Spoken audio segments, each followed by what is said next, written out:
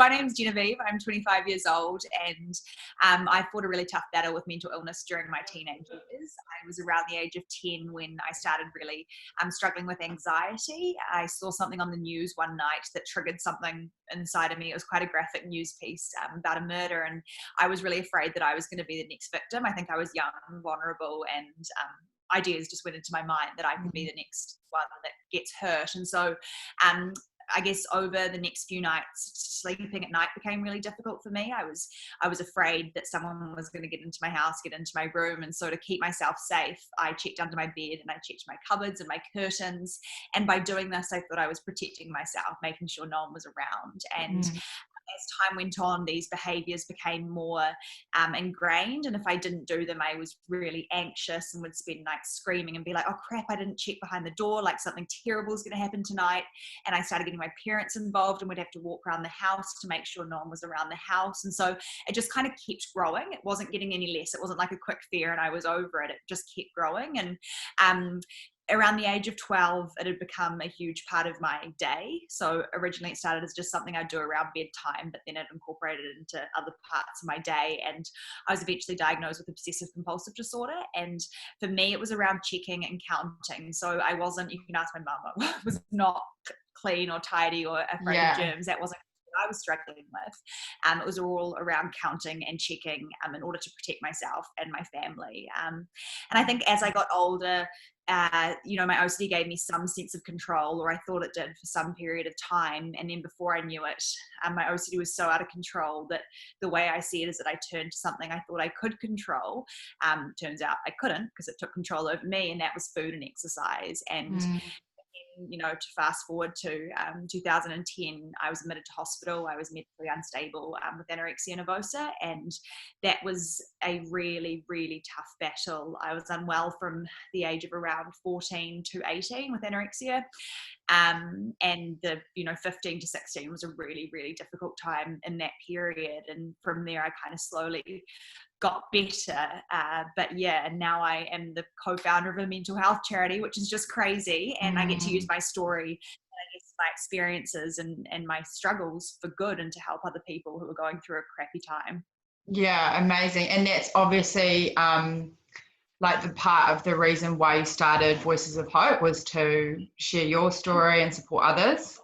Yeah, so for me, the way me and Jazz, my co-founder, see it is that we create a platform that we wish we'd had. I think when you're struggling with mental illness, you can feel so alone and so isolated that you're the only one that's going through this time. And so to put these people out there like myself, Jazz, and the people that come and share their stories of hope and wellness, it shows others that are in those times that they can get through it too. So it's really uplifting and encouraging. It's just something we wish we'd had. Yeah, for sure. And like when I came across it, it was like hugely helpful for me, and I was like, this is so cool what you guys are doing. There should be more platforms like this.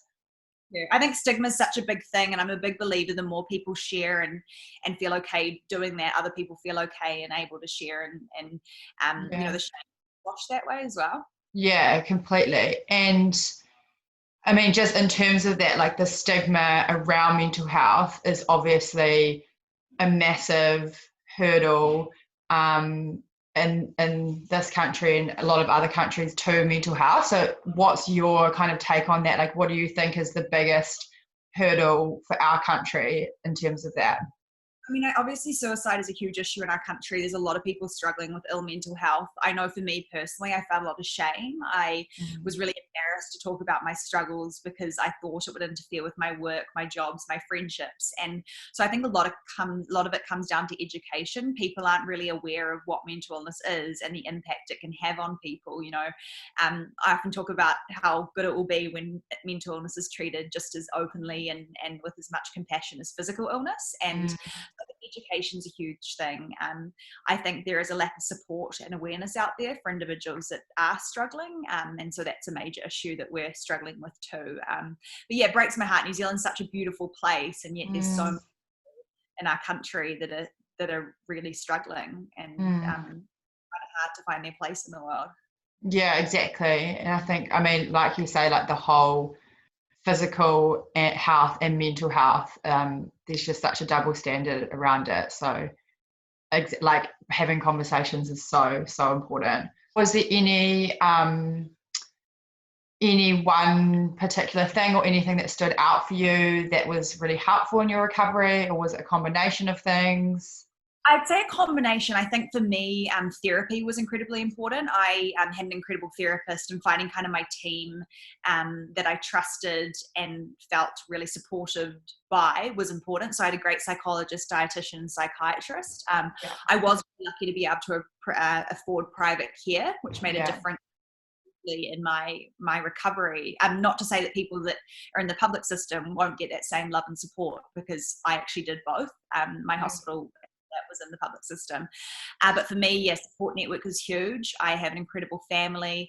My friends tried the best they could. They didn't really understand it, but they were there for me.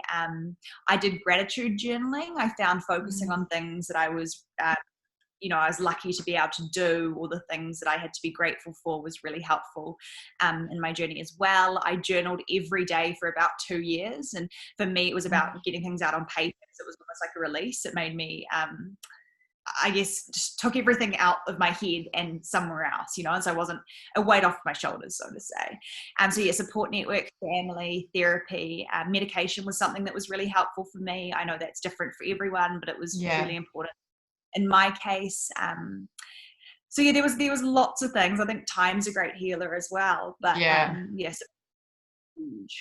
Yeah, and that journaling is such a powerful. That's something that I used as well, and it's such a small thing that I think people don't realize has so much power. Like, it was one of the most effective tools that I used as well. It's super, super powerful. I mean, I still try and do it to this day. I tried to set myself up to do it every morning when I woke up, and I've fallen off the tracks a bit. But the days that I do, like, even if it's just grateful that you can see, or that you, and when you focus on the things that you have in your life as opposed to the things you don't, you realize how lucky you are. And it doesn't have to be massive. But for me, I guess my relationship with exercise was really warped for a while, because I had an illness that abused exercise. And for me, when I reintroduced exercise, it was, oh my goodness, how lucky am I to be able to exercise? I've got 2 legs that can move. I can exercise when I want to. I don't have to all the time. Whereas I have, I've got an incredible friend that's a quadriplegic, and he doesn't have that ability to exercise. And so being really grateful for what I did have was important. Yeah, for sure. And it's just that mindset, isn't it? Like, even I often try when I wake up in the morning, just as soon as I wake up, just start saying something, like a few things that I'm grateful for, which can completely change the whole trajectory of your day. Completely. I heard something recently, and it was, instead of getting up and being like, I have to go to the gym, I have to go to work, being like, I get to go to the gym.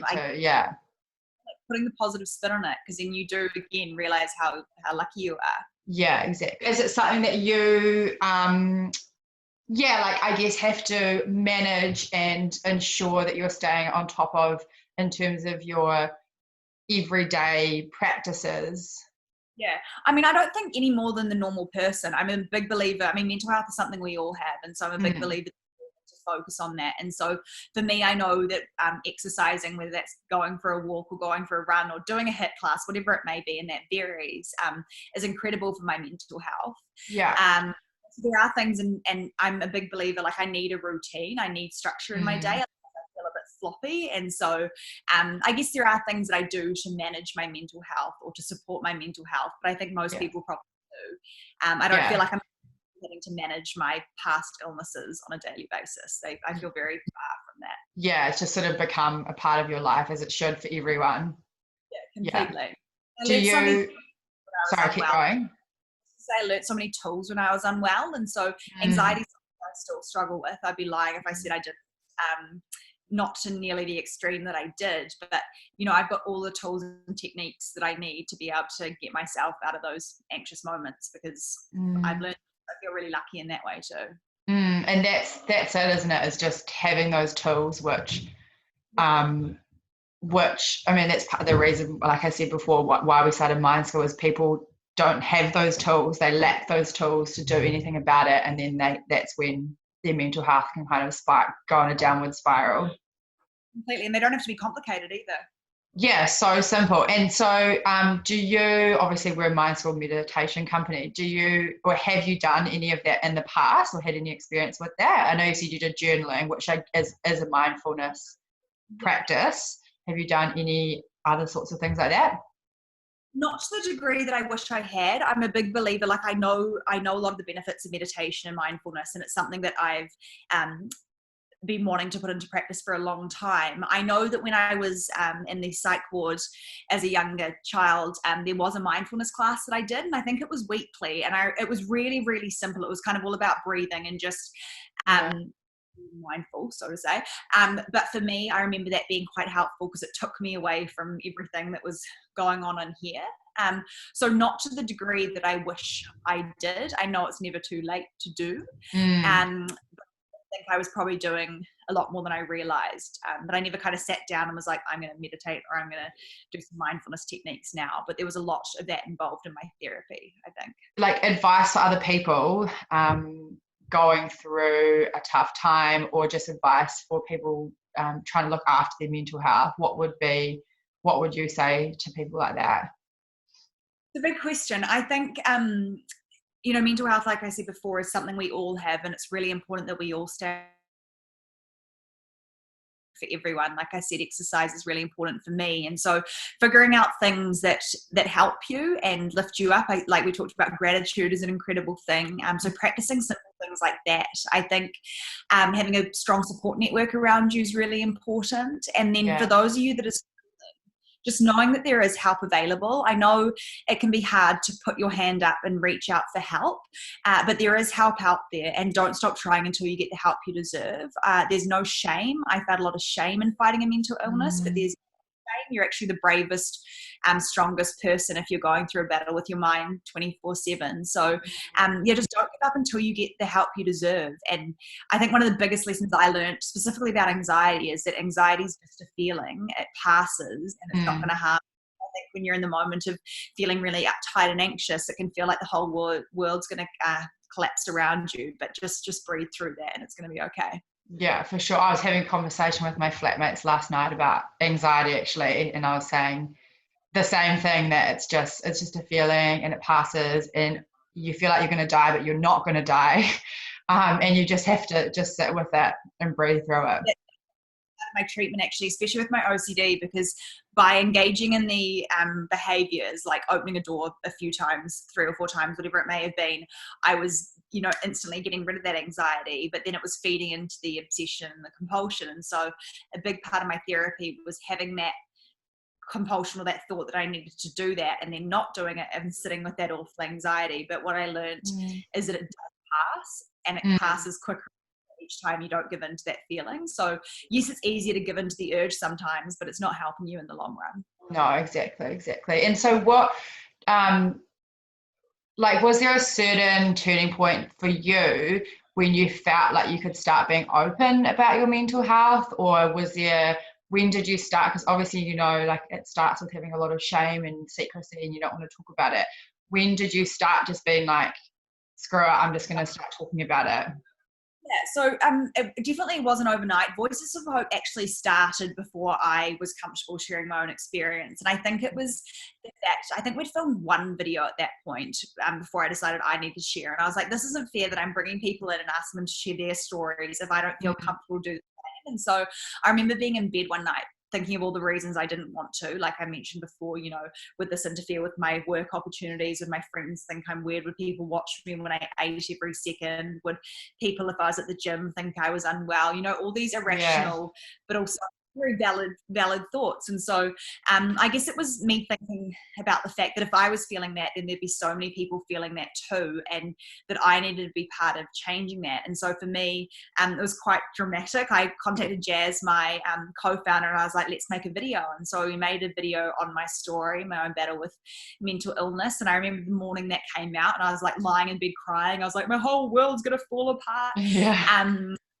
It's honestly the best thing I've ever done, and Yeah. I don't regret it one bit. It made me realize how many others are going through a really difficult time, and I'm so happy I did. I think I needed time to work through, everything that I'd been through. I'd put a real block and a lid on it for a while, and so it took some time to kind of be okay with sharing that. But again, it was the best thing I did.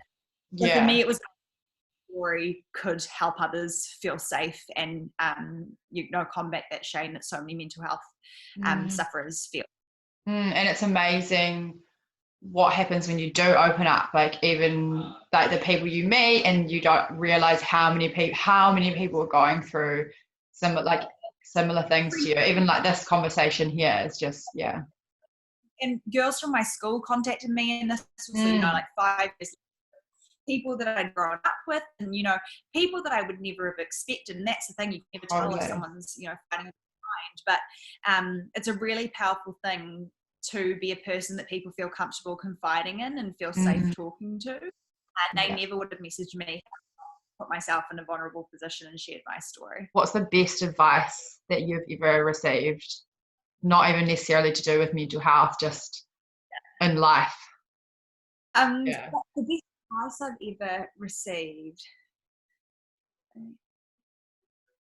My mum used to say something to me, and she said, love many, trust few, and always paddle your own canoe. And I think it's for me, like I love so many people, and I think it's good to have your small little group of people that you trust and that you can share immediate excitements with.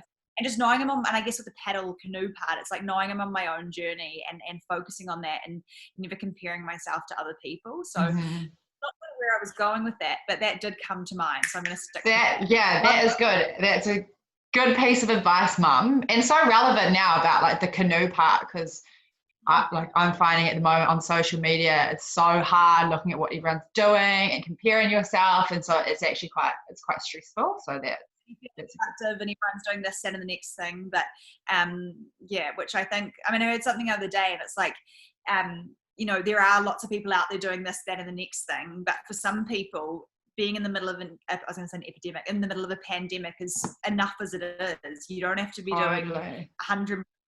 Just be kind to yourself. I think that's another thing that I've been told and I've learned is the best thing you can do is be kind to yourself and treat yourself the same way you treat a friend. Yeah, exactly. So it's so nice chatting to you, and I just think Voice of Hope is amazing, and I love following you, and I love all the stuff that you do. So thank you very, very much. It's some personal. Most people who follow us or who repost, whatever it might be, have some sort of personal connection to mental illness, and so thank you for sharing your story as well. It means a lot to me. Thank you.